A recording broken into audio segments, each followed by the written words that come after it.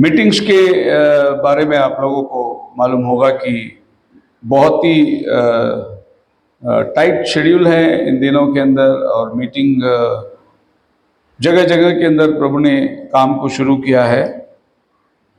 मैं एक बार फिर से आपके सामने वो शेड्यूल बता देता हूँ जी। इसका बताने का मेरा मकसद यही है कि आप लोग अपनी प्रार्थनाओं में हमें याद रखें।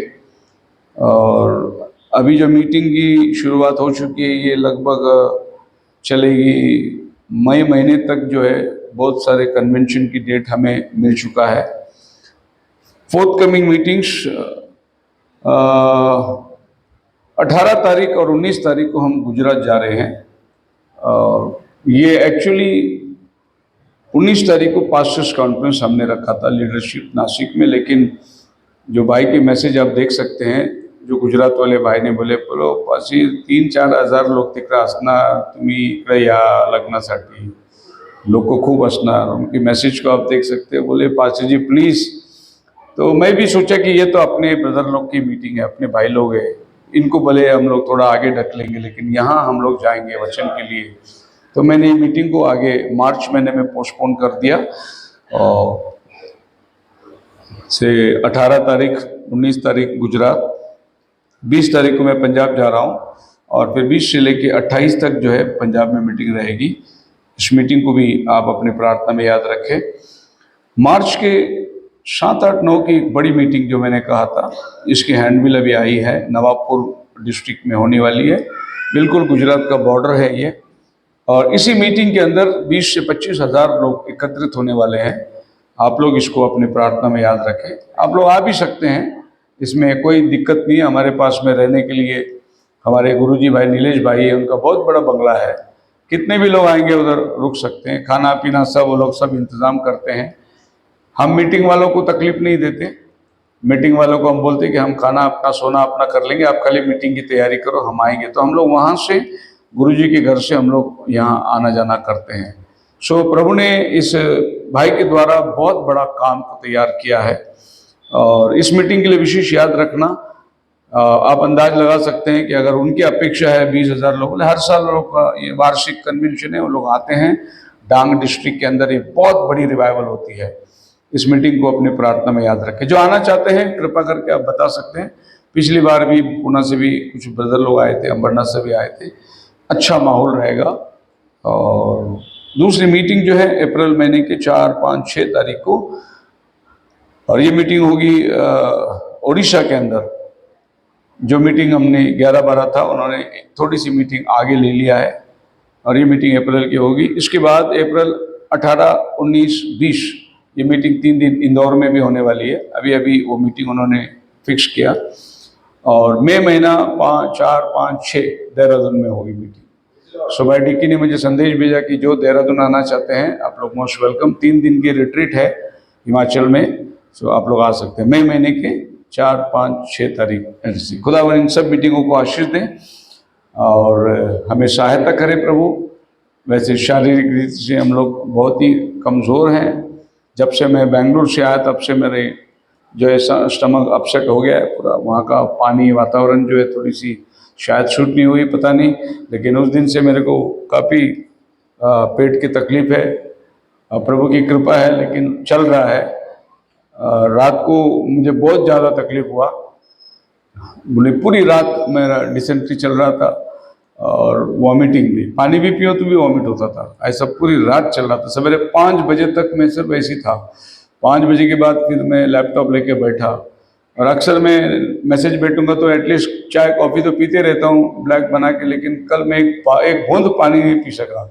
ऐसे बैठ के मैसेज बनाया। और फिर आज प्रभु की कृपा है, थोड़ी सी एक डॉक्टर से ऑनलाइन कंसल्ट करके मेडिसिन लिए थोड़ा, अब मैं ठीक हूँ। सवेरे की चर्च हुई और हम लोग वहाँ से निकल कर यहाँ आए।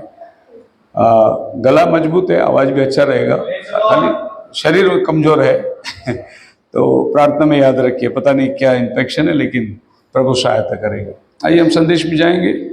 और आज के संदेश के लिए मैं आपको जो वचन मैंने पढ़ाया था, And he answered and said unto them, I tell you that if these should hold their peace, the stones would immediately cry out. अगर तुम चुप रहोगे तो पत्थर चिल्लाएंगे।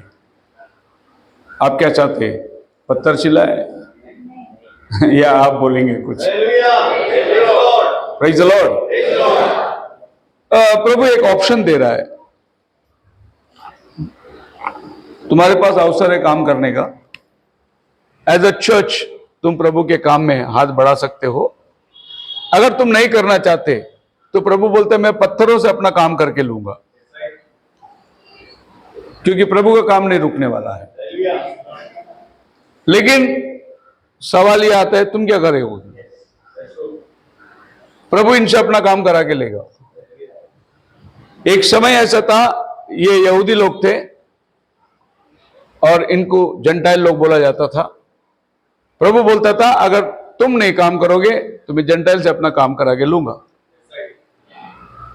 और आज मैं आपसे कहता हूं कि ये सब जो मीटिंग हो रही है, ये सारे मीटिंग डिनोमिनेशन वाले लगा रहे हैं। और डिनोमिनेशन वाले कभी एंड टाइम वाले को बुलाते नहीं। ये सच्चाई को कोई नहीं सुनना चाहता। बिल्कुल वैसी मिनिस्ट्री है जैसे प्रॉफिट के दिनों में हो रही थी। प्रॉफिट के सारे मीटिंग डिनोमिनेशन वाले लगाते थे। अगर ये काम प्रभु कर रहा है तो अगर हम हाथ में हाथ बांध के बैठे तो हम जवाब किसको दोगे? इसीलिए सवाल यह है, अगर तुम चुप रहोगे प्रभु तो अपना काम करेगा। प्रभु चुप नहीं रहने वाला है। तुम्हें नहीं तो किसी और को उठाकर अपने काम को पूरा करने वाला है। पर इस वचन के अस्तित्व को हम लोग देखेंगे कि प्रभु ऐसे क्यों कहता है।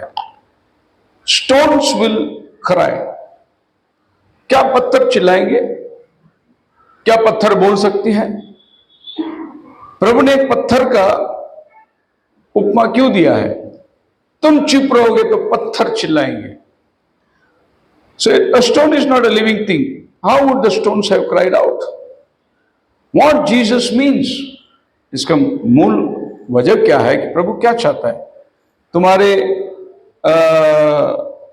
खामोश रहने से अगर पत्थर चिल्लाएंगे तो फिर प्रभु चाहता क्या है आपके साथ? बाइबल के अंदर ऐसे बहुत सी जगहों के अंदर पत्थरों के द्वारा, वेदियों के द्वारा प्रभु ने बात करने के लिए कहा।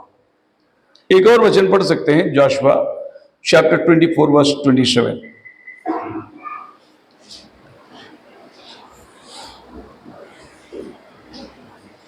तब यहोशू ने सब लोगों से कहा, सुनो, यह पत्थर हम लोगों का साक्षी रहेगा, क्योंकि जितने वचन यहोवा ने हमसे कहे थे उन्हें इसने सुना। इसलिए यह तुम्हारा साक्षी रहेगा। ऐसा न हो कि तुम अपने परमेश्वर से मुकर जाओ।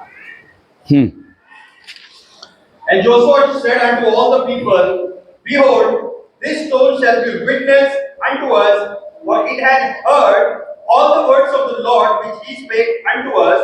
It shall be therefore a witness unto you, lest ye deny your God. ये पत्थर तुम्हारे और मेरे लिए बात करेंगे। Hallelujah. The stone will speak. Praise the Lord. पत्थर कैसी बात करेगी? ये वो समय था जब जोशुआ लोगों को ले आया यॉर्दान के पार। मोसेस उनको मोआब में छोड़ दी और वहां से नेबो पर्वत पर वो निकल गया। उसके आगे जोशुआ रिस्पॉन्सिबिलिटी लेता है। अब जोशुआ को यॉर्दान पार करके उन्हें कनान मिला है। कनान में लाने के बाद जोशुआ उनको गवाही दे रहा है कि देखो, हमारे बाप दादे महानद के उस पार मूर्ति उपासना में पड़े थे। प्रभु ने उसमें से अब्राहम को चुना, फिर उनको लेकर आया। उसके बाद में वो लोग गुलामी में गए और प्रभु ने अब्राहम को वायदा किया था 400 साल के बाद मैं तुम्हें छुड़ाऊंगा। तो प्रभु ने उनमें से छुड़ा के लेकर आया। अब हम लोग अपने मुकाम में आए। रास्ते पर तुमने देखे प्रभु ने कितना बड़ा बड़ा काम किया है, कितना बड़ा बड़ा चमत्कार किया है। तुम्हें 40 साल उसने मन्ना खिलाया, चट्टान से पानी पिलाया, कोई मरी तुम्हारे निकट आने नहीं दी। ये सब प्रभु का सामर्थ्य को तुम जानते हो। अब फैसला है कि जमीन तुम्हें मिल गई है, अब तुम किसकी सेवा करोगे? यहोवा की सेवा करोगे? क्या वहां जहां से आए थे तुम उसकी सेवा करोगे? पर मैं और मेरा घराना यहोवा ही की सेवा करेंगे। अपनी डिसीजन उसने लगा दिया। तब लोगों ने बोले नहीं जोशुआ, हम तो तेरे साथ है। अगर तुम मेरे साथ हैं तो उसने एक पत्थर खड़ा किया। ये पत्थर तुम्हारा और मेरा विटनेस है कि तुमने आज प्रभु के सम्मुख में वायदा किया है। अगर कल तुम मुकर गए और तुम पराये देवी देवताओं के पीछे चले गए, ये पत्थर हमारा विटनेस है। तो हमारे जीवन के अंदर एक विटनेस चाहिए जो निर्जीव वस्तु को बात करने के लिए अनुमति देता है। निर्जीव वस्तु, पत्थर में कोई जीव नहीं, लेकिन वो आपके और मेरे जीवितों के लिए वो विटनेस बन सकता है। प्रभु कहता है तुम जीवित हो, अगर तुमने स्तुति करोगे तो मैं पत्थरों से अपना काम करूंगा। जीवित अगर नहीं कर सकते तो मैं निर्जीव वस्तु से अपनी महिमा करूंगा। पर तुमको प्रभु ने जीवित बना के फायदा क्या उसका? तुमने प्रभु का क्या लाभ उठाया? बहुत से समय में हम लोग इस सच्चाई में आने के बाद में इस सच्चाई के महत्व को हम जानते भी। एक निर्जीव वस्तु को प्रभु ने खड़ा किया और बोला कि ये पत्थर जो है ये तेरे और मेरे बीच में एक गवाह होगा। और भी जगह है पत्थरों के बारे में। जब ये लोग यॉर्दान नदी पार कर रहे थे, सो जोशुआ इनको यॉर्दान तक लेकर आया। अभी आप इसमें मेरे को जाने का तो टाइम नहीं है, लेकिन ये पत्थर के बारे में मैं आपको बताता हूं। जोशुआ ने बोला तुम आकर इस पानी के अंदर ठहरे रहो और जॉर्डन 2 भाग हो जाएगा, इजरायली लोग चल के इस पार आएंगे। तब जोशुआ ने बोला कि तुम क्या करो, इसमें से 12 पत्थर छांट के लेके आओ, 12 स्टोन्स, और यहां पर तुम 12 पत्थर का एक वेदी बनाओ, और ये वेदी जो है तुम्हारे और मेरे बीच में और हमारे आने वाली पीढ़ियों के लिए साक्षी बनेगी कि तुम्हारे बच्चे जब आएंगे और पूछेंगे ये क्या है, तो कहना कि जैसा परमेश्वर ने लाल समुद्र फाड़कर हमें दिया, वैसा यॉर्दान नदी भी फाड़कर हमें इस कनान देश में लेकर आए।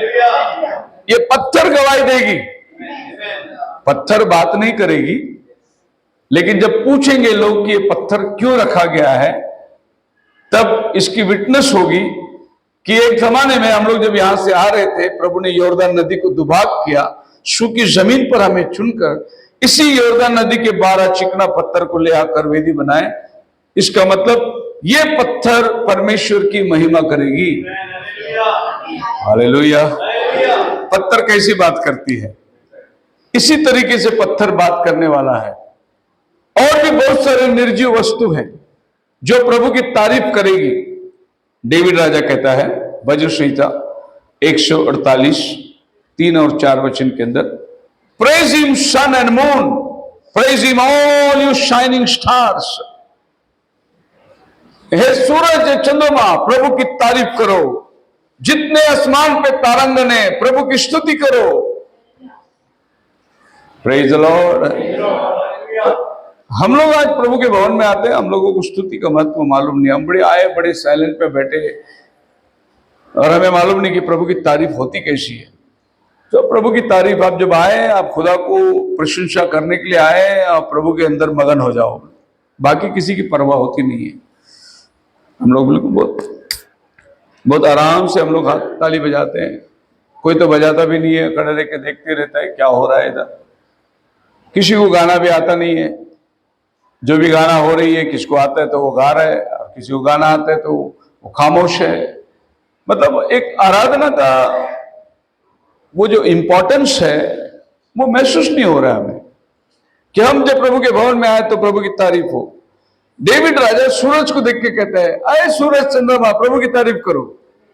या तो हम इंसान को देख के बोलते हैं, बोलो यार स्तुति बोलो, हालेलुया बोलो करके। डेविड सूरज को बोलता है, बोल तो प्रभु की तारीफ। हे तारांगण, प्रभु की स्तुति करो तुम लोग। If human beings whom God created he will not praise, other things that he created will praise. इसका मतलब यह है, उसने सूरज और चंद्रमा को बोला कि तुम अगर तारीफ नहीं करोगे तो प्रभु उनसे अपना काम करके लेगा, उनसे अपनी तारीफ करेगा। But they will praise him in their natural ways.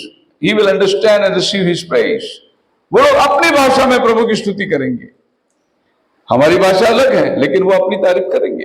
वो बोलते नहीं है, लेकिन उनकी तारीफ खुदा समझता है। हालेलुया। कैसे सूरज प्रभु की तारीफ कर सकता है? जब वो सवेरे उगता है, वो प्रभु का आज्ञा का पालन करता है। जब वो रोशनी देता है धरती को, प्रभु का आज्ञा है। वो अंधियारे में जब चंद्रमा आता है, वो रात को रोशनी देने के लिए प्रभु ने उसको बोला, वो रात को रोशनी दे रहा है। वो अपना काम को प्रभु के वचन के अनुसार पूरा कर रहा है। इससे जब प्रभु की तारीफ हो रही है, आप और हम जो करना चाहिए वो छोड़ दिया हमने। सो हम खुदा की तारीफ में नहीं है। हमें खुदा की तारीफ करने के लिए, इसके लिए तो हमको चर्च जरूरत है। सूरज कौन से चर्च को जाता है? चंद्रमा कौन से चर्च को जाता है? उसका कौन पास्टर है जो बोलता है कि प्रेज करो, वर्शिप करो करके? तो तारीफ आपको और हमको बोलना पड़ता है। आपको बोलना पड़ता है। ब्रदर बोल रहे थे 5 बजे हमारा चर्च का टाइम है, 6 बजे आते हो, बोलना पड़ता है हमको। उसको कौन बोलता है? वो बराबर उठता है 6 बजे, बराबर वो अपने टाइमिंग में आ रहा है, रात को चमक रहा है। तो वो खुद ब खुद जो है परमेश्वर की प्रशंसा कर रहे हैं वो लोग। प्रभु ने समंदर को कहा ये रेत तेरे लिए दीवार है, रेत को फांद कर इस बाजू नहीं आना। तो वो उतना बड़ा लाट उठा के आता है, आके रेत को टकरा के वापस वो पीछे जाता है। वो खुद ही प्रभु की प्रशंसा कर रहा है वो, कि मैं तेरी आज्ञा का पालन कर रहा हूं। ये नेचर, ये पेड़, ये पौधे सब प्रभु की तारीफ कर रहे हैं। नियत समय में वो फल देता है, नियत समय के अंदर वो प्रभु की प्रशंसा कर रहा है। मानव जाति को उसको जो देना है वो दे रहे, इसके बजाय मानव उसके साथ क्या कर रहा है कोई परवाह नहीं। वो खुदा की महिमा कर रहा है। प्रकृति जो है अपनी शब्दों में खुदा की तारीफ कर रहा है। And they are doing it already, irrespective whether human beings praise God or not. आप तारीफ कर रहे नहीं कर रहे इसकी वो नहीं परवाह कर रहे, वो खुदा की महिमा कर रहे हैं। हम परवाह कर रहे हैं कि बाजू वाला नहीं बोल रहे मैं क्यों हालेलुया बोलूं। हम परवाह करते कि वो नहीं गा रहे मैं क्यों गाऊं। हम परवाह करते, लेकिन वो नहीं परवाह कर रहे। वो आप करो नहीं करो, वो अपना काम करते चले जा रहे हैं। बोलो hallelujah. So the nature praises God, hallelujah. ये प्रकृति परमेश्वर की तारीफ कर रही है। अब डेविड कहता है कि परमेश्वर की तारीफ किस तरीके से होता है। उसी भजन संहिता की किताब में भी एक वचन पढ़ सकते हैं कि प्रभु आसमान तेरी हस्तकला को प्रकट करती है, दिन दिन से बात करता है, रात रात से बात करता है। अब जो तारीफ नहीं करता उसके बारे में शुभोपदेशक 10 अध्याय 18 वचन, if man is lazy the raptor's sack, if his hands are idle the house leaks। अपने घर की जो छत होती है, अगर कोई सुस्त आदमी है तो उसका छत टूटा फूटा होगा, और अगर कोई आदमी अपना काम करने से रोकता है उसका घर गलता है, लीकिंग होता है। इसका मतलब प्रभु ने बोला कि तुझे अपना काम करना है, नहीं तो तेरा छत जो है वो टूटा हुआ रहेगा और तेरे छत में से पानी गलेंगे। मतलब तुझे अपना नियत समय में अपना काम करना है। ना यार कम तो लेजी मैन, बाइबल एक सुस्त आदमी की बात करती है। सुस्त आदमी वो होता है जिसका उपमा बाइबल में नीति वचन के अंदर चींटी के साथ किया गया है। सुलेमान ज्ञानवान कहता है कि थोड़ा और हाथ रख अपनी छाती पे, सो जा, और थोड़ी एक नींद ले ले, एक और झपकी ले ले। तेरा बंटवारापन, तेरा कंगालपन ऐसे आएगा तेरे ऊपर कि तू सोच भी नहीं सकता कि तेरा क्या हुआ। अगर तुझे जरा भी बुद्धि चाहिए तो चींटी की तरफ में देख, वो कैसे धूप काल में अपना अन्न को जमा करती है ताकि बारिश में वो आराम से अंदर बैठ के खा सके। ना उनमें कोई राजा होता है, ना उनमें कोई प्रधान होता है, ना उनमें कोई सिखाते हैं, लेकिन वो नियमित समय में अपना काम को करता है।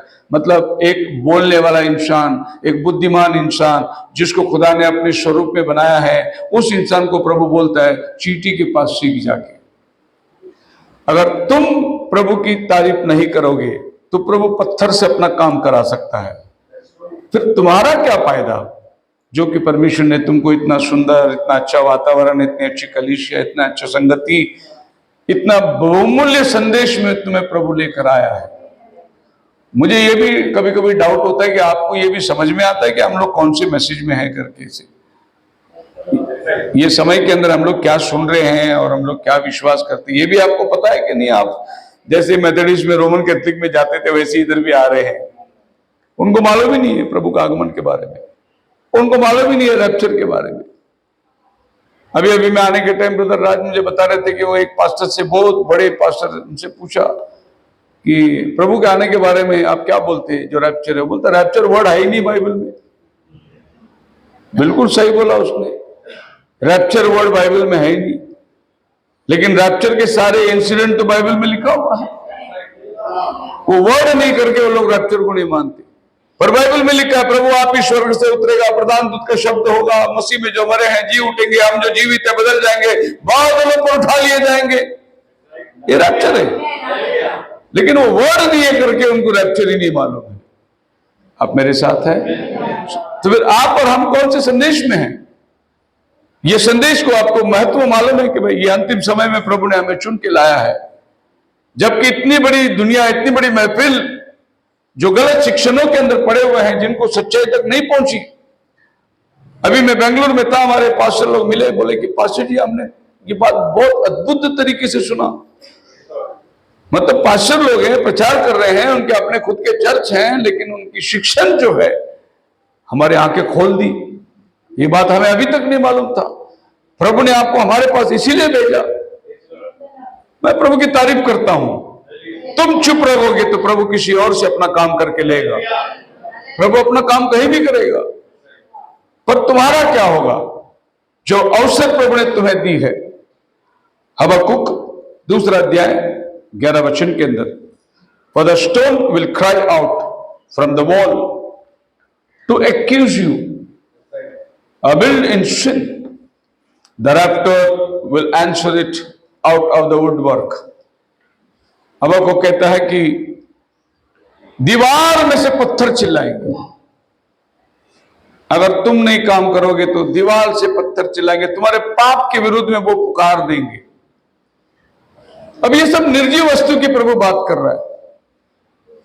एक बात और भी हम जानते हैं कि परमेश्वर इस धरती के बलहीन लोगों को चुनकर बलवानों को शर्मिंदा करता है।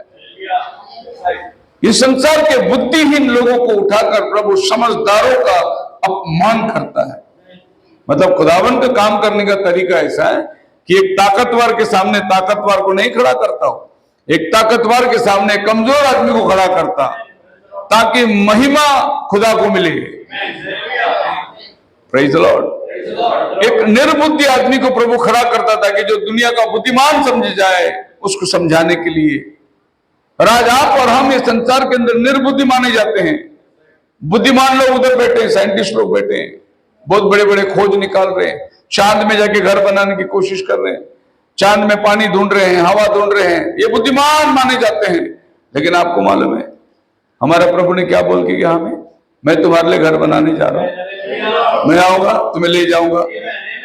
हमारा भी घर चांद में बन रहा है, हम नहीं बना रहे, प्रभु हमारे लिए वहां बना के रख रहा है। जब वो आएगा हमें ले जाएगा। बोलो हालेलुया। मेरे पिता के घर में बहुत से रहने के स्थान है, हमने उस स्थान को पहचान लिया। लेकिन साइंटिस्ट लोग को लगता है कि चांद में जाके घर बनाएंगे। अब ये दुनिया का ज्ञानवान लोग काम कर रहे हैं, लेकिन बुद्धिहीन लोग, ज्ञान ही रहित लोग आज खुदा की तारीफ कर रहे हैं, क्योंकि हमें मालूम है कि मनुष्य जो कुछ करता है वो निराशापन को लाएगा। खुदावन जो करता है वो आशा को लेके आता है। सो पत्थर दीवार से बोल उठेंगे, the stones will cry. Woe unto him that buildeth a town with blood and establish a city by iniquity. इसे हबक्कुक 2:9-11 पढ़ी। For the stone shall cry out of the wall. हाय उस पर। इसके अगला वचन में प्रभु बता रहा है पत्थर कैसे चिल्लाएंगे, दीवारों से पत्थर कैसे चिल्लाएंगे। Woe unto him that buildeth a town with blood. जैसे कूल जो सारांश है वो ये है, पत्थर क्यों चिल्लाएंगे, वो भी दीवारों से पत्थर क्यों चिल्लाएंगे? क्योंकि ये दीवार जो बनाया गया वो किसी के लहू बहाने से बनाया गया। पत्थर नहीं बोलेंगे, वो पत्थर को बनाया हुआ जिसने लहू बहाया वो लहू बात करेगा। पहले दिनों में एक राजा एक शहर पना बनाता था, तो उस जगह के लोगों को मार के, उनसे मजदूरी लेके, उनके खून पसीने से वो दीवार बनाता था, शहर बनाता था। जैसे पारो बड़ा शहर बना रहा था, अपने इजरायली भाइयों को गुलामी में रख के 4 साल से उनको बंधुआई में रख के, उनको मार के, इनके खून पसीने से फारो अपना घर बना रहा था।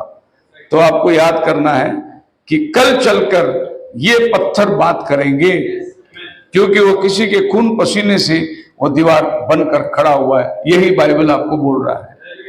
अगर तुम चुप रहोगे तो पत्थर चिल्ला उठेंगे। तो रोम साम्राज्य जिस शहर को बनाया, किसी के खून पसीने से बनाया। कई लोग उसमें कत्ल हुए, कई लोग मारे गए, क्योंकि एक राजा हमेशा दूसरे राज्य के ऊपर उनको बंधुआई में लेकर, उनको मारकर, उनको कूटकर अपना ऐश को बनाता है, घर को बनाता है, महल को बनाता है। सो वो पत्थर के दीवार बात करेंगे तुम्हारे साथ। वो है, उस पत्थर को बनाने में जो लहू लगी, वो लहू बात करेगा। Blood has a voice. पत्थर के पास वॉइस नहीं है, लेकिन जो लहू बहाया गया उसमें वॉइस है, वो लहू बात करता है। In the context of the scripture, the verse saying that the stone and the beams of the houses in Babylon, built from the blood of the conquered nations and wealth and obtained by plundering them, would cry for vengeance against Babylon. दूसरे शब्दों में जहां परमेश्वर बात कर रहा है, वो उसी बाबिल की गुलामी में खड़े रह के बात कर रहा है। जहां यीशु बात कर रहा है, उसी साम्राज्य के दीवार के पास खड़े रह के बात करता है। तुम चुप रहोगे तो पत्थर चिल्लाएंगे। तो ये पत्थर की दीवार जो खड़ी हुई थी, इसमें कितने लोग बलिदान हो गए।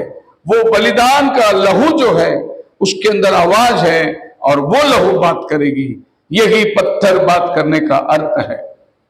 इब्रानी की किताब में आ जाएंगे हम लोग, माफ करना, जेनेसिस 4:10 पढ़ के हम लोग इब्रानी में आएंगे।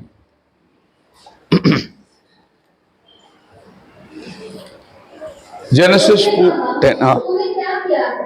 तेरे भाई का लहू भूमि से मेरी ओर चिल्लाकर मेरी दुहाई दे रहा है। And he said, What hast thou done? The voice of thy brother blood crieth unto me from the ground. तेरा भाई का लहू मुझे पुकार रहा है। कैन ने अपने भाई का घात किया।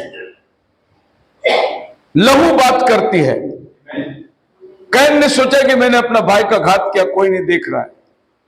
प्रभु पूछता है, तेरा भाई किधर है? मैं मेरा भाई का रखवाला थोड़ी हूं, मैंने थोड़ी उसका ठेका लिया है। प्रभु कहता है कि तेरा भाई का खून जमीन से पुकार रही है। इसका मतलब लहू बात कर रहा है। आपका लहू पुकारती है। आपको मालूम है, जब ग्राहम स्टीन्स को जला दिया गया था, उसके बाद ओडिशा का हालत क्या हुआ था? ऐसी बाढ़ आई, ओडिशा पूरा डूबी हुई थी पानी के नीचे। बुलडोजर से लाशें उठाने पड़े, क्योंकि एक संत का खून पुकारता है। और जहां संतों का खून बहाया गया, वो शहर उद्धार में बदल जाता है। आज ओडिशा के ऐसी खंडमल डिस्ट्रिक्ट, प्रभु के अंदर पूरा डिस्ट्रिक्ट प्रभु के अंदर आया है। किसी संत का खून पुकारता है और वो पूरा शहर को प्रभु उद्धार देता है। जहां पर भी बलिदान की बात आई, वहां परमेश्वर उद्धार की बात को लेकर आता है। कैन बोला, मेरा भाई का मैं रखवाला नहीं हूं। प्रभु ने बोला, तेरा भाई जो है वो जमीन से पुकार रहा है मेरे पास। क्या पुकारता होगा? आबिल का खून क्या बोलता होगा? वो अपने भाई को थोड़ी दोषी दे रहा है, वो खून परमेश्वर को पुकार रहा है। कि उसका भाई ने आवाज नहीं सुना, खुदा ने आवाज सुना। खून उससे नहीं बात कर रहा है, खून खुदा से बात कर रहा है कि मैंने क्या गलती किया जो मेरा घात किया गया। यही तो आबिल बोला होगा। आबिल के पास और क्या है बोलने के लिए, बताइए? उसने परमेश्वर से यही शिकायत किया होगा कि मेरा सगा भाई ने मेरा घात किया, मैंने मेरे भाई का क्या बुराई किया? मैं तुझसे प्रेम करता हूं। बाइबल कहते हैं हाबिल विश्वास से कैन से अच्छा बलिदान दिया। इब्रानी की किताब में लिखा है। मतलब कैन बोलता है, मैं विश्वासी हूं, मेरा भाई से भी बेहतर बलिदान मैंने तुझे चढ़ाया। उसका भाई खेत में से उपज अनाज को ले आकर वेदी में रखा, प्रभु ने आग नहीं भेजा। लेकिन मैंने बलिदान को लेकर आया, प्रभु ने आग भेजा।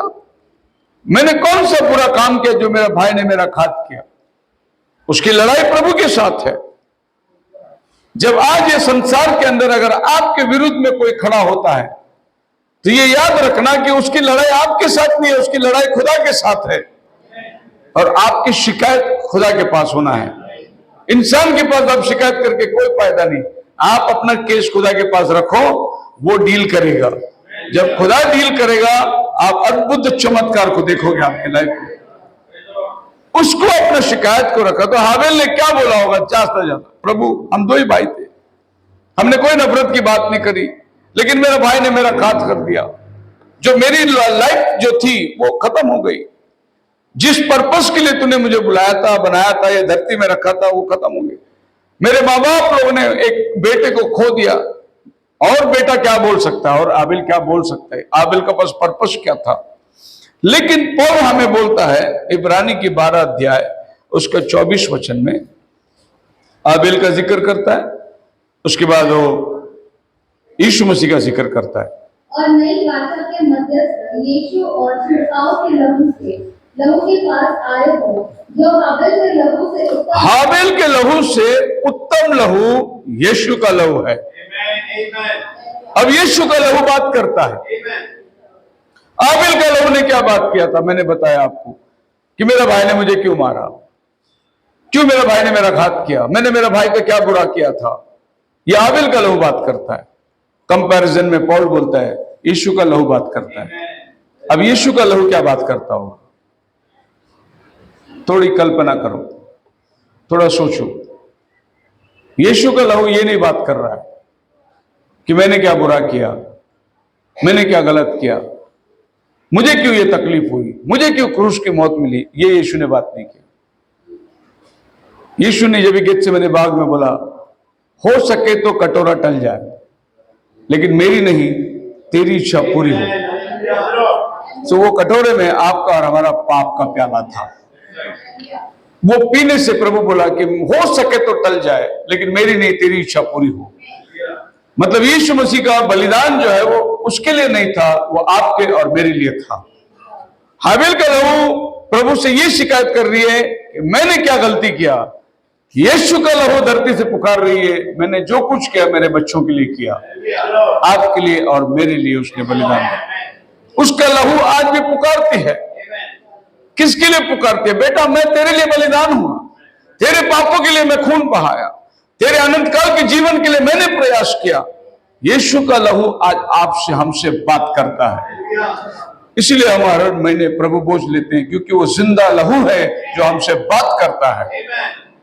एक समय था, हम लोग जब मैं छोटा था संडे स्कूल में हमारे पास्टर के साथ में हम लोग जालना गए थे।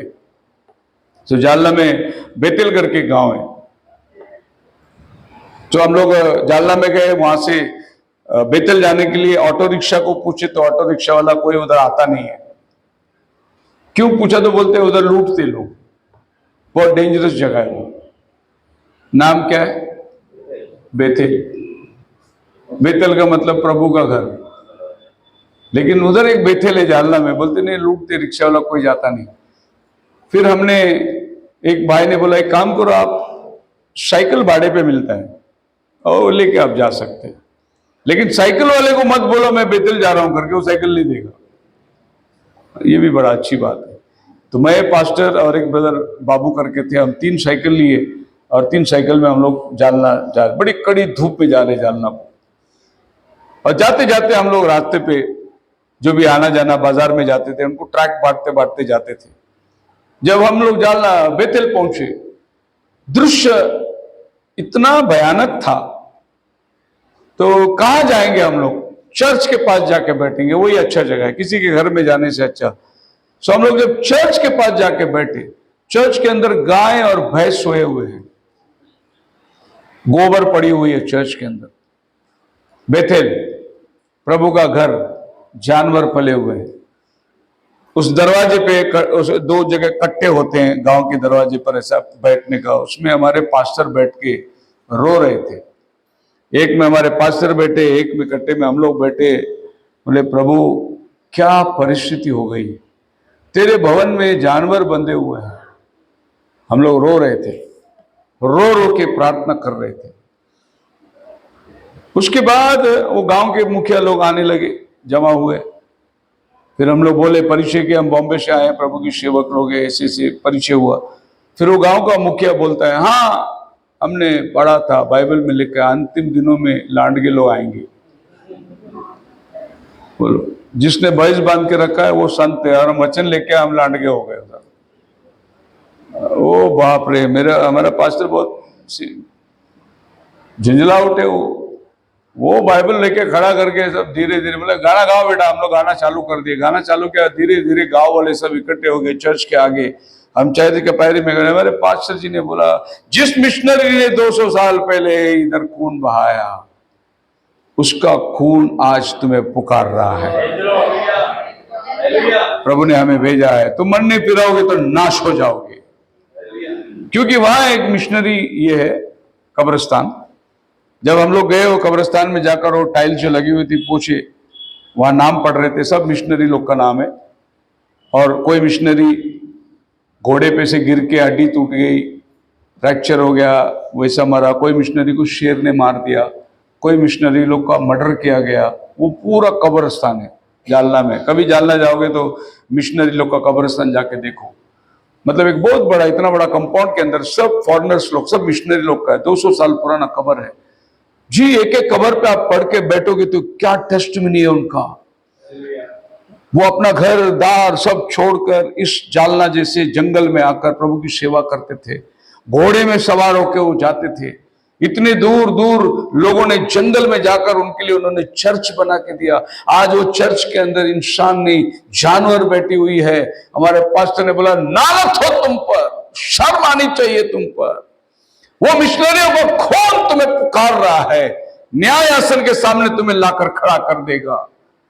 आबेल का खून कैन के विरुद्ध में पुकार रही थी। पौल हमें एक रहस्यमय बात बता रहा है। यीशु का लहू, अगर हाबिल का लहू बात कर सकती, उससे यीशु का लहू कितना उत्तम है। और यीशु का लहू बात करती है, the blood of Jesus. Look 22:20 में क्या लिखा है? Luke chapter 22:20। Likewise, all the cup after supper, saying, this cup is the New Testament in my blood, which is shed for you. Praise the Lord. मैं मेरे लहू से तुम्हारे साथ वाचा बांध रहा हूं। ये रिश्ता जो आज आपका और मेरा है, यीशु का लहू में है। आप कौन से मुल्क से आए, कौन से जात, कौन सा भाई, कौन सा देश, लेकिन आज आप और हम यीशु के लहू में आकर बंधे हुए हैं। ये एक नया वाचा है जो प्रभु ने आपके और मेरे साथ बांधा है। भले हम अन्य जातियों में पैदा हुए रहेंगे, हम पता नहीं कौन सी जात और कौन सी भाषा, लेकिन जब हम यीशु के लहू के पास आते हैं, प्रभु बोलते हैं, मेरा लहू तुम्हारे लिए नया वाचा है, क्योंकि उसका लहू बात करती है। एक क्रिमिनल हो गया, क्राइम हो गया, और वहां पर क्राइम ब्रांच वाले आ जाते, टेस्टिंग, और वहां का लहू, वहां का ब्लड सैंपल, वो ये सब चुनते हैं, बाउंड्री सील करते हैं। क्या क्या करते हैं वो लोग? वो जो लहू वहां गिरा हुआ है, वो जो सैंपल्स वहां मिली है, उससे ये पता चलता है कि क्राइम कैसा हुआ। यही पता चलता है वो। अगर यहां पर दीवार में खून किए तो चीटे, फिर कल्प्रिट यहां भागा होगा, यहां मारा होगा, यहां पकड़ा होगा, यहां गिरा होगा, तो वहां की सारी चीज एविडेंस बताती है कि वो खून कैसे बहाया गया। Praise the Lord. आपको और हमको भी प्रभु गोलगोता में बुलाता है, और वो एविडेंस ये बताता है, वो उसके गलतियों के लिए नहीं मारा गया, वो आपके और मेरे लिए मारा गया। उसका कोई कसूर नहीं था कि जेरूसलम से गोलगोता तक हंटर के फटके खाते चले जाए। उसकी कोई गलती नहीं थी कि उस रात 39 कोड़े के फटके उस पर लगा दिए गए। उसका कोई कसूर नहीं था। उसने कभी अपने मुंह से किसी का बुरा बोला नहीं। उसने अपने हाथ से कभी किसी को चाटा तक नहीं मारा। उसने अपने पैर से कभी किसी गलत काम के अंदर नहीं गया। ये सब एविडेंस क्या बताता है? वो मेरे लिए मारा गया, वो मेरे लिए गाड़ा गया, वो मेरे लिए मुर्दों में से जी उठा। लहू बात करती है। इसीलिए प्रभु ने बोला, अगर लहू बात करती है और तुम आज उस लहू की तारीफ नहीं करोगी तो पत्थर से मैं काम करवा के लूंगा, लेकिन तुम्हारे लिए जो लहू मैंने बहाया है। The blood of Jesus giving a message. This blood is also speaking a message. It speaks of forgiveness and justification. यीशु का लहू आपका उद्धार की बात करती है, आपकी क्षमा की बात करती है, आपकी धार्मिकता की बात करती है। आबेल का लहू ज्यादा क्या बोला होगा, प्रभु तू मैंने क्या कसूर किया, तूने मेरे को मार दिया। आबेल किसी के लिए बलिदान नहीं हुआ, आबेल अपना खून किसी भाई को नहीं दिया। लेकिन अगर उसका लहू बात कर सकता है तो यीशु का लहू तो आपके और मेरे लिए बहाया गया।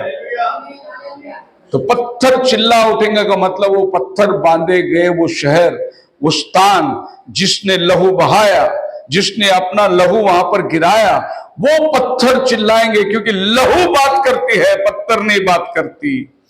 जिस रास्ते पर यीशु को मारते मारते ले गए, वहां यीशु का लहू टपकते टपकते वहां तक पहुंचा होगा। वो लहू बात करेगी पत्थर में से। इसीलिए परमेश्वर ने बोला बांधा हुआ दीवार का पत्थर बात करेगा। किस आधार पर आपने बात किया है? It is almost like a defensive advocate say, we have some evidence that bringing new light to trial. This evidence proves my client is not guilty. यीशु का लहू बात करेगा। क्या बात करेगा? जिस दिन आपको अपराधी बना के खड़ा कर देगा शैतान, बोलेगा ये गुनाह में जन्म लिया है, ये पाप में पैदा हुआ है, इसीलिए ये मेरा है करके जब शैतान क्लेम करेगा, यीशु का लहू बोलेगा ये गिल्टी नहीं है, इसके लिए मैंने खून बहाया है, ये पापी नहीं है, इसके लिए मैंने बलिदान दे दिया है। आबेल का लहू अपने लिए बात कर रही थी, यीशु का लहू आपके और मेरे लिए बात कर रही है। उसी पत्थर पर बहाया हुआ लहू आपके और मेरे लिए बात करेगी। आज यीशु का लहू क्या बोलती है? जब आप पाप में पकड़े गए, जब आप गुनाह के दरार में खड़े हुए हैं, आप घोषित किया गया है कि बस कंडेम्ड है, आपके लिए बचने का कोई उम्मीद नहीं है, यीशु का लहू उधर बोलेगा इसके लिए मैंने खून बहाया, मेरा पवित्र खून मैंने मेरे बच्चों के लिए दे दिया। यीशु का लहू आपके लिए बात करता है। While Abel's blood cried for revenge and consequences, Abel का लहू बोला होगा प्रभु मेरा भाई का बदला ले। यीशु का लहू क्या बोला होगा? इनके बदले प्रभु मैं बदला दे। हे पिता इन्हें क्षमा कर, ये जानते नहीं ये क्या कर रहे हैं। लहू बात करती है आपके और मेरे लिए। आप प्रकाशित वाक्य में आ जाइए, रेवल्यूशन चैप्टर 5, बाइबल कहती है every creature which is in heaven and on earth and under the earth, such as are in the sea and there are in them, I heard blessings and honor and glory and power be to him. Wow! ये वो जगह है जहां मेमना लहू लुहान खड़ा हुआ है, वो बंद किताब लेने के लिए जिसमें 7 मुहर लगाकर बंद कर दी गई। तब क्या ऐलान हो रहा है? समुंदर, धरती और आसमान और समुद्र के अंदर जो कुछ है और धरती में जो कुछ है, सब मिलकर गीत गाते हैं, blessings and honour and glory and power be to him. बोलो हालेलुया। समुद्र की मछली भी गीत गाएगी। जब बाइबल आसमान की बात करती है, आकाश के पक्षी भी गीत गाएंगे। जब बात धरती की करती है, धरती के जानवर भी गीत गाएंगे। हर पत्थर चिल्ला उठेंगे उस मेमने को देखकर कि blessings and honour and glory and power is to him who sits on the throne and to the lamb forever and ever. बोलो हालेलुया। अगर तुम चुप रहोगे तो ये लोग गाएंगे गीत।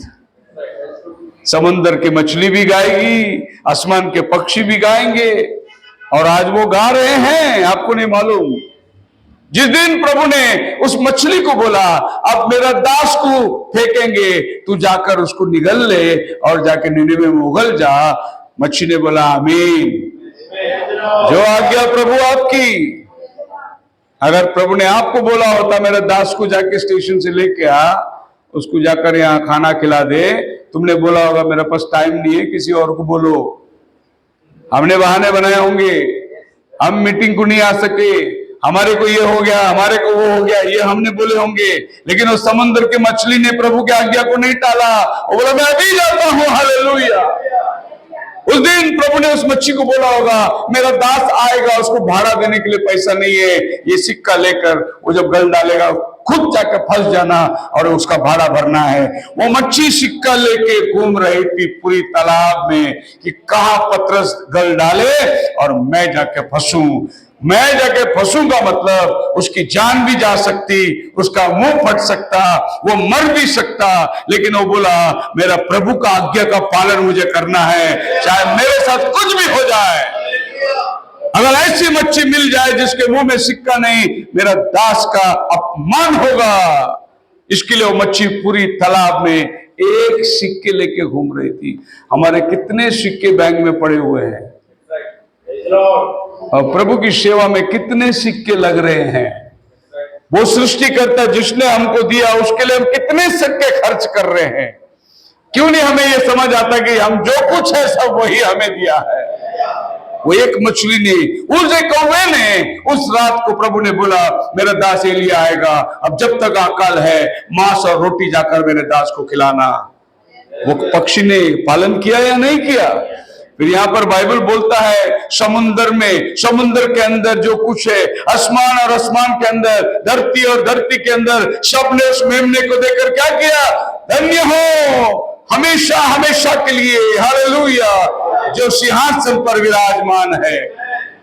सृष्टि प्रभु की तारीफ करेगी, सृष्टि प्रभु को धन्यवाद करेगी। अगर ये चुप रहेंगे तो पत्थर चिल्लाएंगे। कितने समझ रहे मेरी बातों को? आपका पास अवसर है काम करने का, स्तुति करने का मौका है। ये मौका हमारे देश में यूपी में बंद हो गया।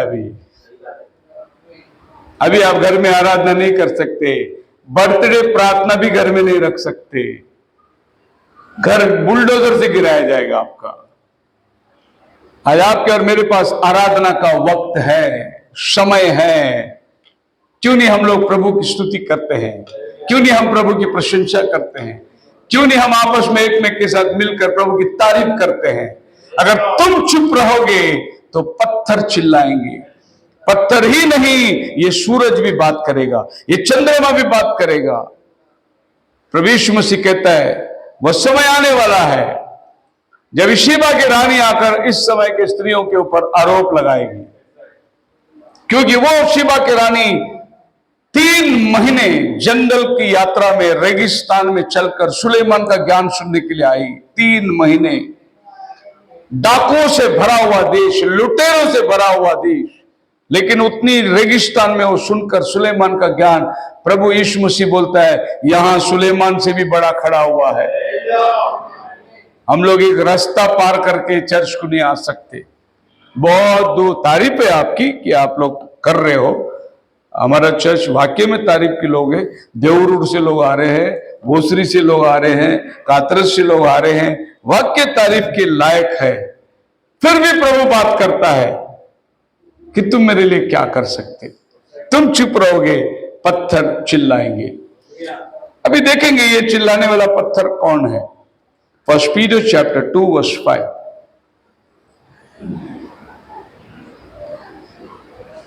Ye also, as lively stones, are built up a spiritual house, a holy priesthood to offer up spiritual sacrifices acceptable to God by Jesus Christ. तुम कौन हो? जीवते पत्थर हो। कौन हो तुम? Lively stones. जीवते पत्थर के समान आत्मिक घर बनाते जाते हैं। जैसे याजकों का पवित्र समाज बनकर ऐसे आत्मिक बलिदान चढ़ाओ तो यीशु मसीह के द्वारा परमेश्वर को प्यारे हो।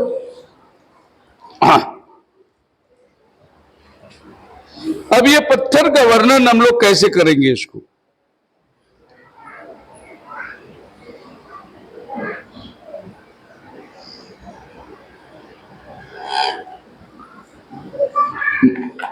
हम लोग जीवते पत्थर हैं।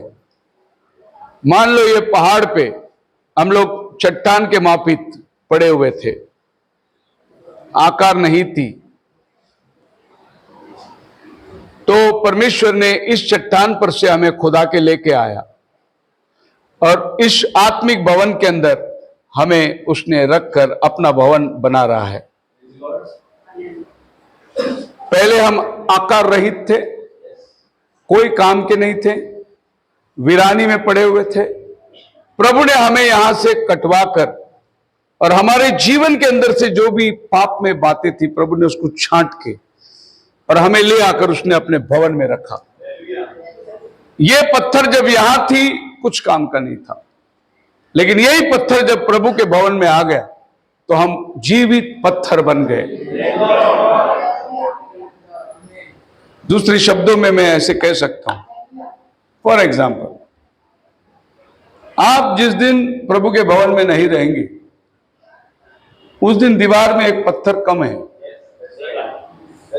आपका जगह जो है वो खाली है, दरार है।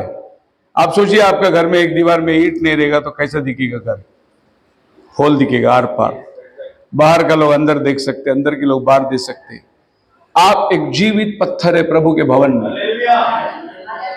प्रभु इस भवन की बात नहीं कर रहा है ईंट और पत्थरों से बनाया हुआ, प्रभु ये पत्थर जीवित पत्थरों की बात कर रहा है।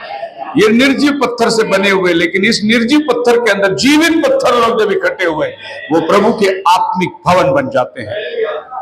स्क्रिप्चर बहुत है मैं बात करने के लिए कि परमेश्वर आपको और हमको एक जीवित पत्थर करके बुलाया है, क्योंकि यीशु मसीह खुद कोने का सिरे का पत्थर था जिनको राजमिस्त्रियों ने टुकरा दिया। जब यीशु मसीह आया उनके लिए वो फाउंडेशन स्टोन था, उन्होंने उसको टुकरा दिया। तो प्रभु ने क्या किया? उसको उठाकर कोने का सिरे का पत्थर बना दिया, चोटी का पत्थर बना दिया। आप और हम भी ये दुनिया के अंदर ठुकराए हुए लोग हैं, दुनिया से हम लोग निकाले हुए लोग हैं, हमें दुनिया तुच्छ समझती है, लेकिन प्रभु ने आपको और हमको ले आकर अपने जीवित भवन में जोड़ दिया और आज हम सब मिलकर एक प्रभु का भवन को तैयार कर रहे हैं। Matthew chapter 21 verse 42, a chief corner stone, एक बहुमूल्य पत्थर जिनको राज मिस्त्रियों ने टुकरा दिया। और बहुमूल्य पत्थर का मतलब कॉस्टली स्टोन, और ये कॉर्नर स्टोन जिसको हम लोग बोलते हैं, जब आप एक बिल्डिंग बनाते हैं तो एक कॉर्नर स्टोन उसको लगता है।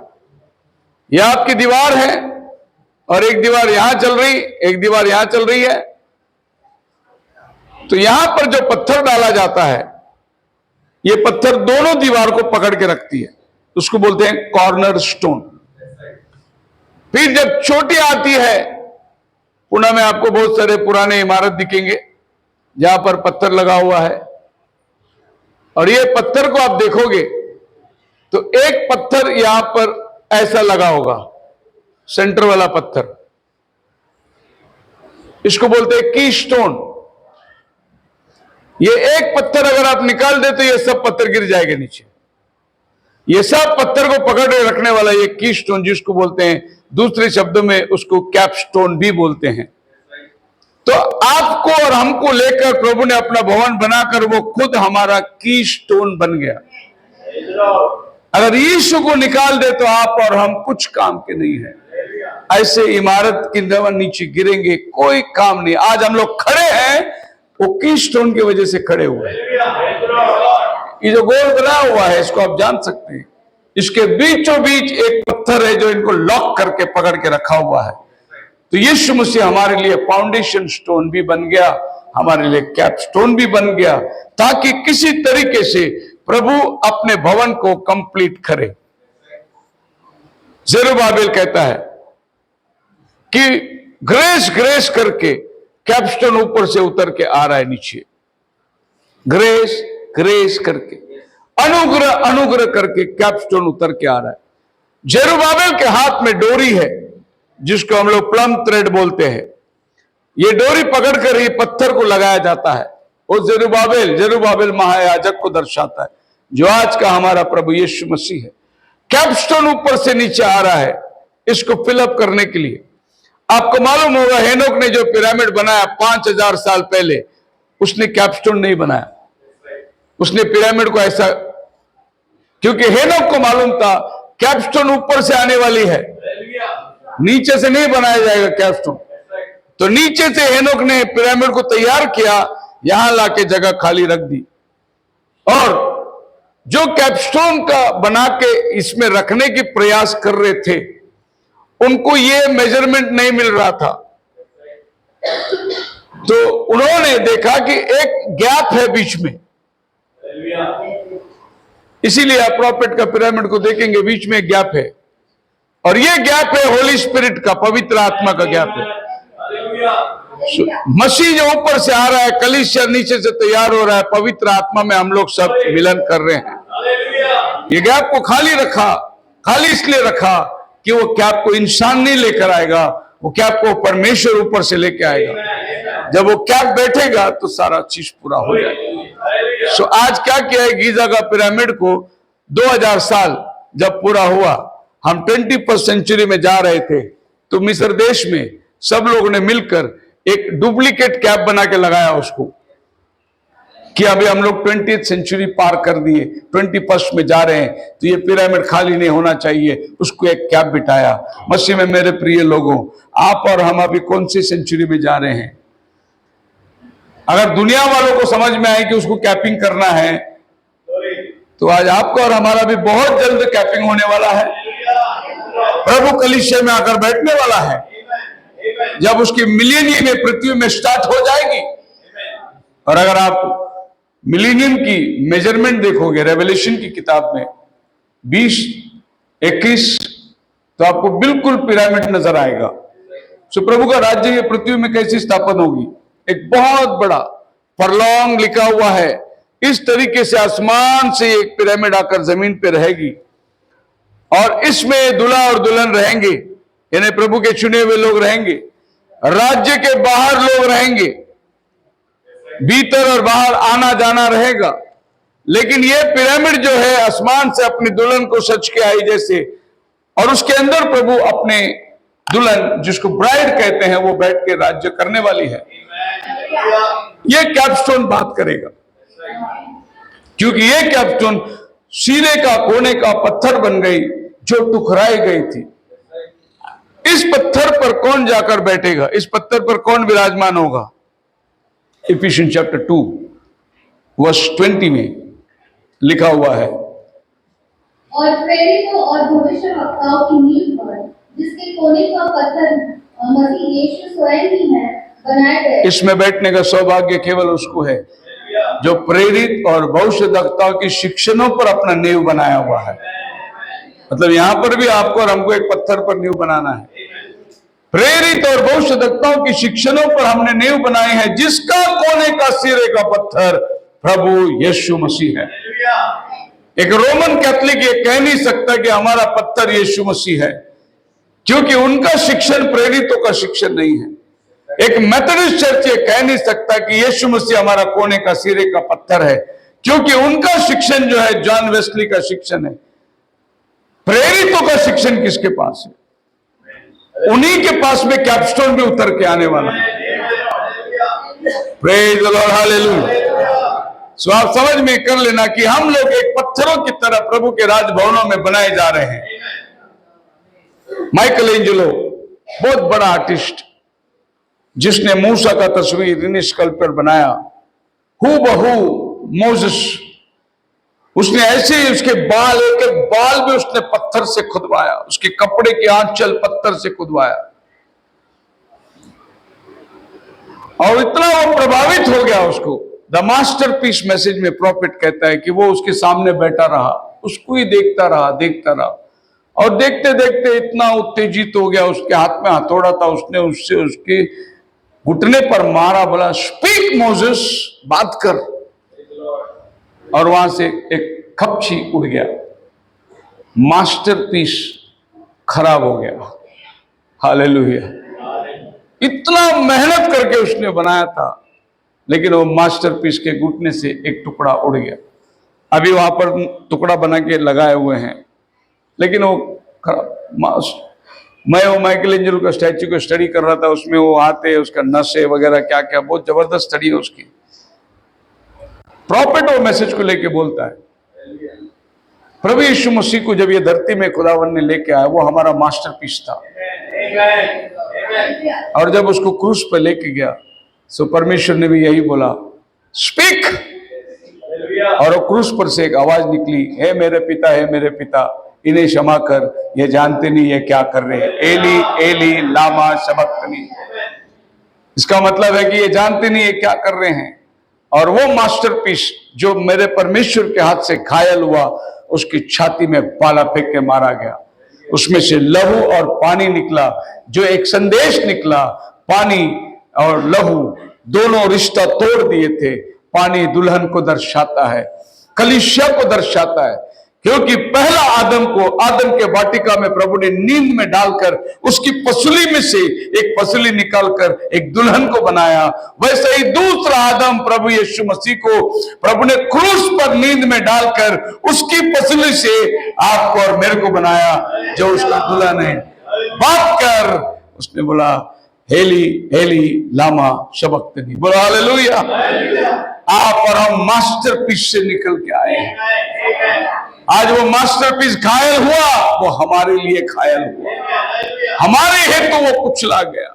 अब इज़ाया 53वां अध्याय पढ़ो, वो ऊन कतरने वाले मेमने के समान घसीटा गया, उस पर थूके, उस पर थप्पड़ मारे, उसने कुछ भी नहीं बोला, क्योंकि अगर वो बोलता तो हमें बोलने का मौका नहीं होता। जब वो क्रूस पर चढ़ गया तो लोगों ने बोले खुद को नहीं बचा सका, दूसरे को क्या बचाएगा। उसका जवाब उसके पास है। नबी बोलता है अगर वो खुद को बचाता फिर आपको कौन बचाता। उसके पास जवाब है। वो कुछ बोलता क्यों नहीं, अगर वो बोलता तो फिर हम क्या बोलने पाएंगे। इसलिए वो खामोश रहा।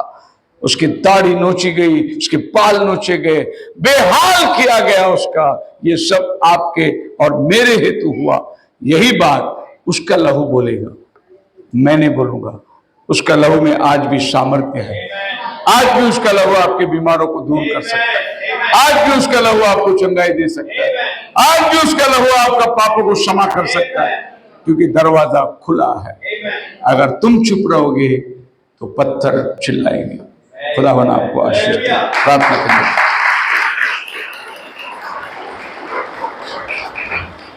पत्थर बोल उठेंगे,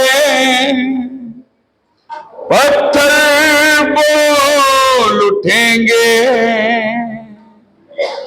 पत्थर बोल उठेंगे, पत्थर बोल उठेंगे, अगर तुम खामोश रहोगे तो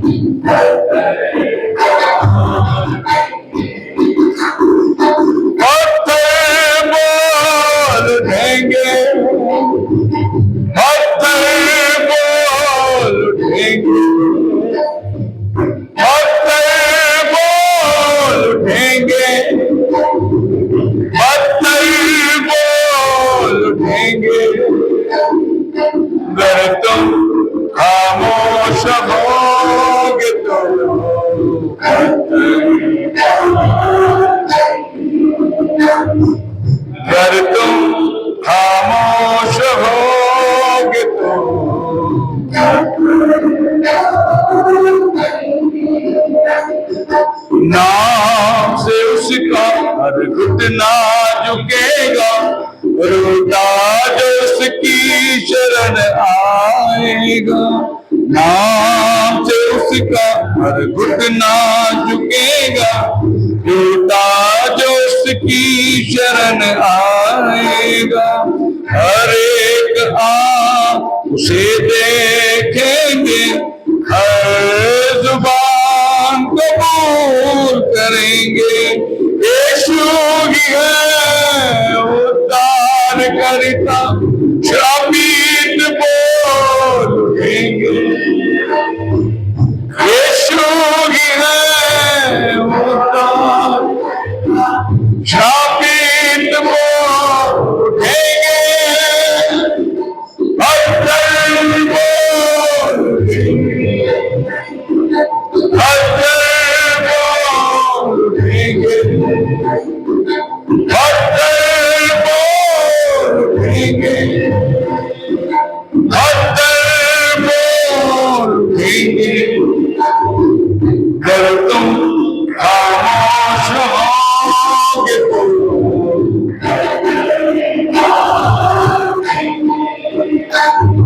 अगर तुम खामोश होगे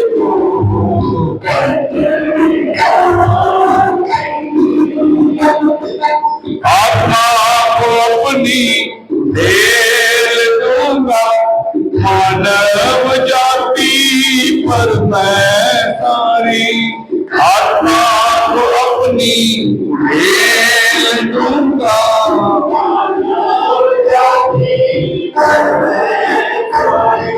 बेटे बेटियां नबूवत करेंगे, देखेंगे दुनिया सारी, ख्वाब देखेंगे बूढ़े जवान दर्शन पाएंगे,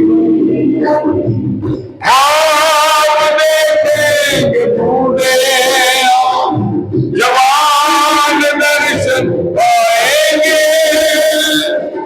खच्चर बोल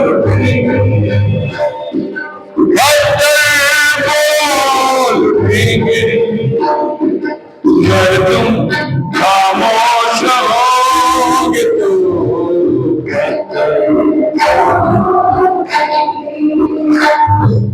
अगर तुम खामोश होगे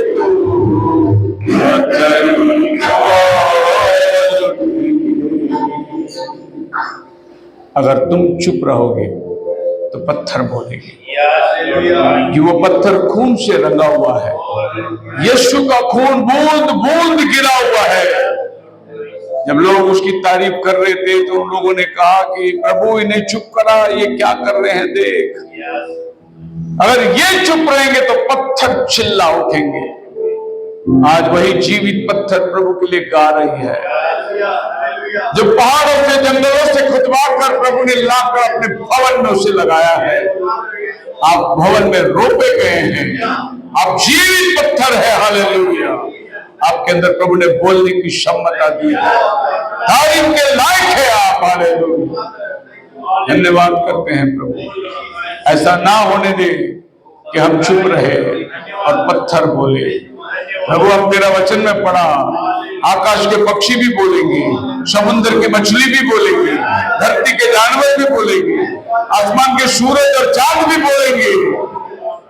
जब ये सब तेरी प्रशंसा करेगी तो हम तेरा मानव क्या कर रहे हैं प्रभु? हम तेरे स्वरूप में बनाए गए क्या कर रहे हैं हम लोग?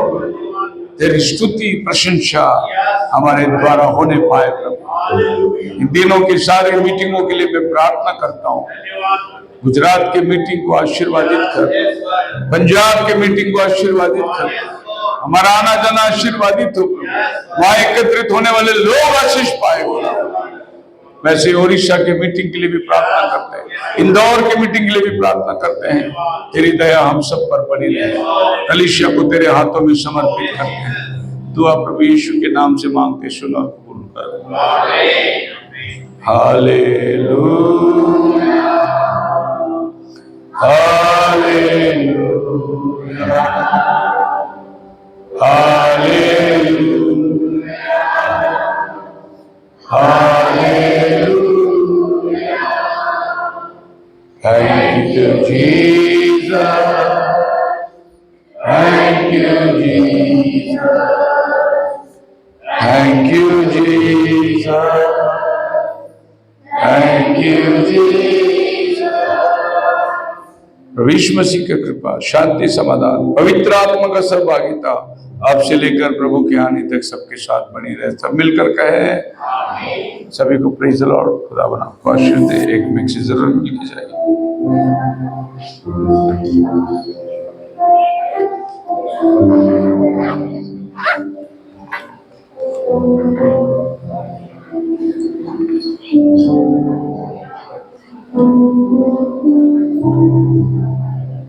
आज सूचना है, अभिषेक सिस्टर सारिका उनके बेटे का बर्थडे है, इसीलिए उन्होंने सभी के लिए नाश्ता और चाय का इंतजाम किया है। प्रार्थना करेंगे। प्रभु इस बच्चे अभिषेक को तो आशीष कर, तेरी दया उस बालक के साथ रहे प्रभु। जन्म से अभी तक तूने संभाला, बच्चा तेरे ज्ञान में बढ़ता जाए, तुझ में बने रहे प्रभु।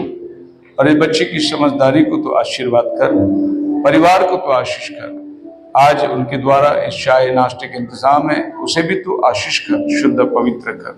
तेरी दया सारिका फैमिली के साथ बनी रहे। दुआ प्रभु यीशु के नाम से मांगते हैं, आमीन।